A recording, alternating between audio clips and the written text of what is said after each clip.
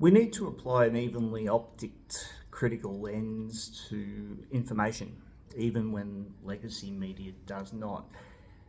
In fact, especially when legacy media does not.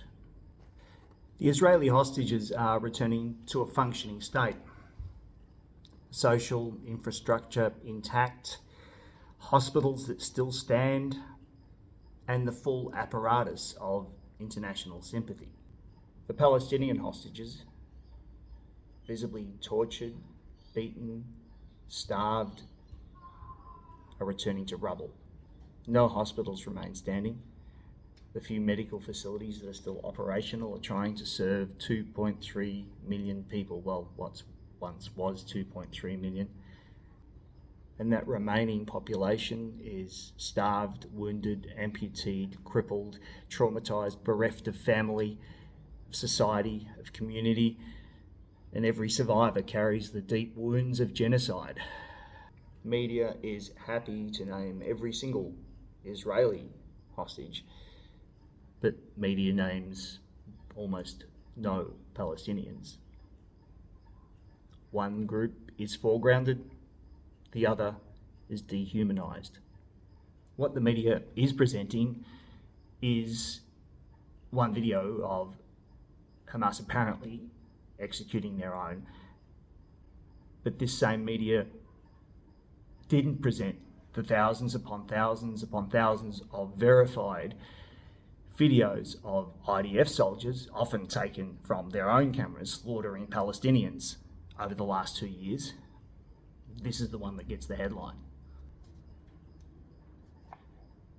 And to this, the media reacts with moral outrage, which would be reasonable if it was true, and if it was the only massacre of Palestinians that has occurred in the last 2 years. But how many media outlets have paused to ask what is the source of these videos? In a place where over 300 journalists have been killed by Israel, where every image from Gaza risks the life of the person who captures it. And notice what's missing. No cautious phrasing, no alleged, no unverified, just the easy moral certainty that runs in one direction.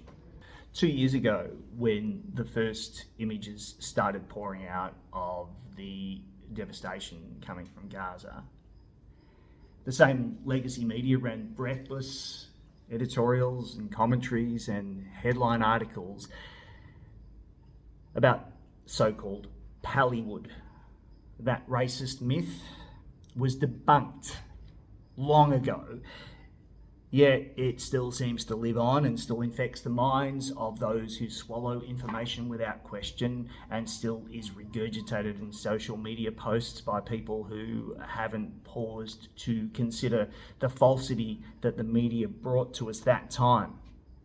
Even now, as propaganda continues to flow in favour of Israel, the same people who once cried fake at Palestinian grief are the first to accept unverified Israeli footage as gospel truth. That's not journalism.